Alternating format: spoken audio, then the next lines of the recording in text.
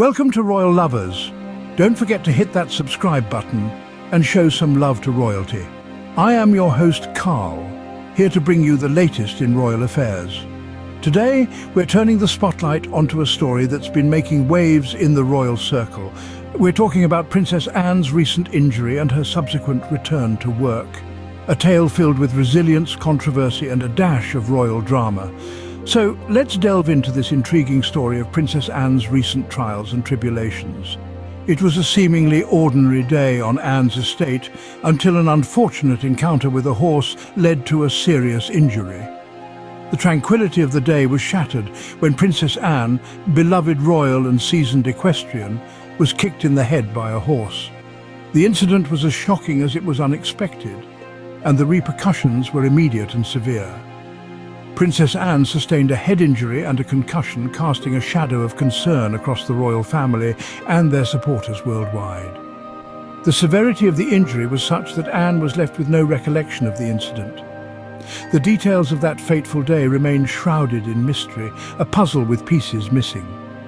There's a lingering suspicion that the extent of her memory loss is more significant than what has been publicly acknowledged. The aftermath of the incident was visible when Anne reappeared at a horse event last week.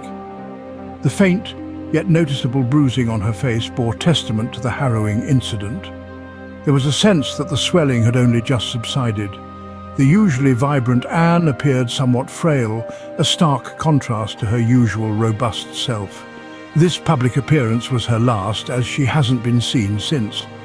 In the face of these challenges, Princess Anne demonstrated her strength and resilience. Despite her injuries, she returned to work last week, a move that was met with mixed reactions.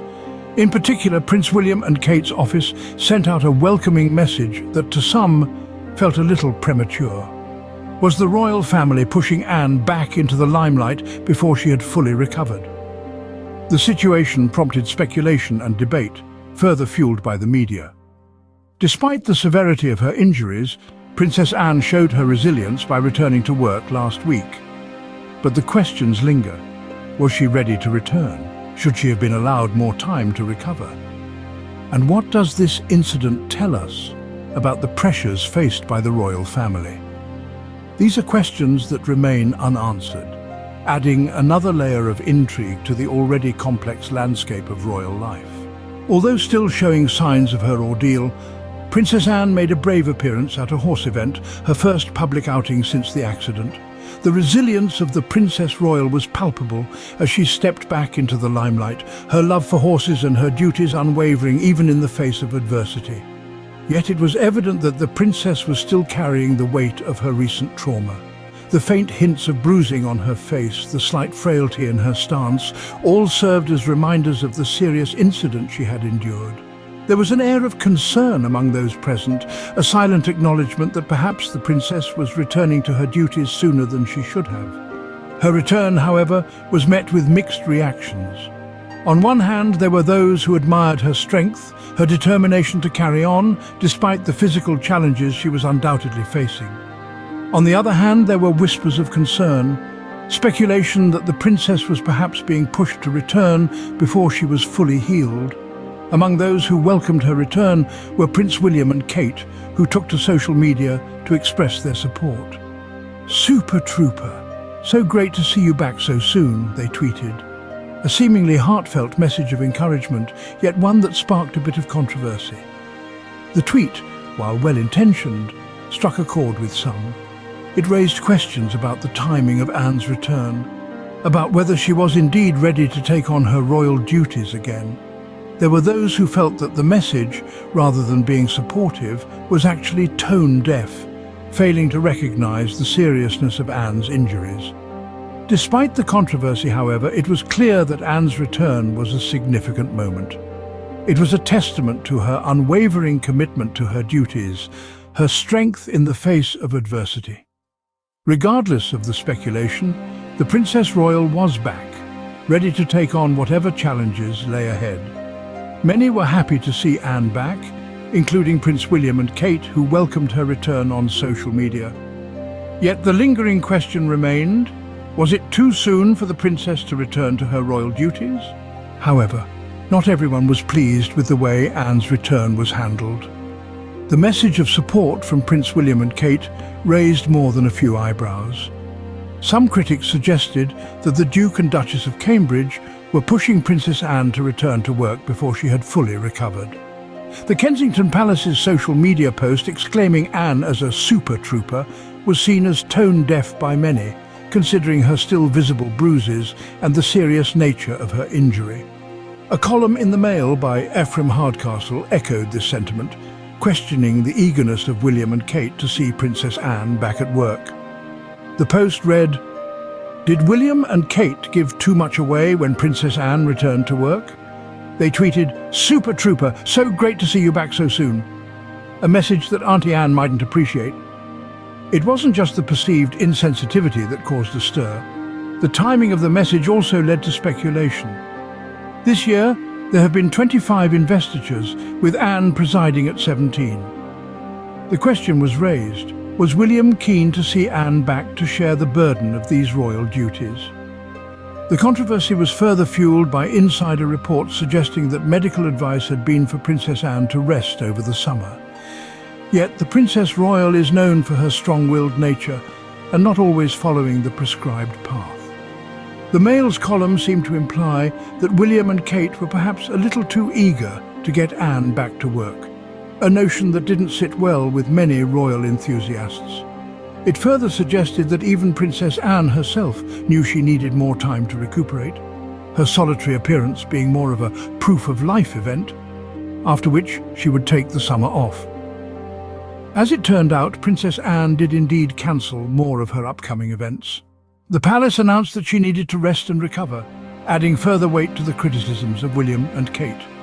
The Duke and Duchess of Cambridge's seemingly hasty push for Anne's return to work was seen by some as a misstep, casting them in an unfavourable light. This controversy serves as a stark reminder of the delicate balance between duty and personal health within royal life. It highlights the immense expectations placed on the royals and the scrutiny they face in their every action. It also raises questions about the extent to which the royals should be expected to put duty before health and how such decisions are perceived by the public. In conclusion, Princess Anne's return to work became a much debated issue, with the actions of Prince William and Kate coming under particular scrutiny. The controversy surrounding Anne's return highlights the delicate balance between duty and personal health in royal life. In the wake of the controversy, it appears that Anne will be taking the summer off to fully recover. This decision comes as a relief to many who have watched the Princess Royal's ordeal unfold with growing concern. A head injury is no laughing matter, and it seems that Anne is finally heeding the advice of her medical team. The palace has released a statement highlighting her need for rest and recovery, a subtle but significant acknowledgement of the severity of her situation. Cancelling more of her upcoming events, Anne has shown a rare glimpse into the vulnerability that often hides behind the stoic facade of royalty. This is not a decision taken lightly, for the Princess Royal is known for her dedication to duty. Yet, it is a necessary step towards healing, both physically and perhaps emotionally, from an incident that has been shrouded in speculation and controversy. As we navigate this unexpected turn of events, it's impossible to ignore the impact of this incident on the perception of William and Kate. The enthusiastic welcome back message, initially intended as a show of support, has now been scrutinised and criticised, casting a shadow over the couple's public image. Their eagerness for Anne's return, seen by some as a lack of sensitivity towards her condition, has raised questions about their understanding of duty and family. Yet, amidst the controversy, there is a silver lining. This incident has brought to light the human side of royalty, a side that is often overlooked in the face of duty and tradition. It's a stark reminder that despite their titles and responsibilities, they too are susceptible to the trials and tribulations of life. As we await Princess Anne's full recovery, we are reminded of the human side of royalty, beyond the glamour and duty.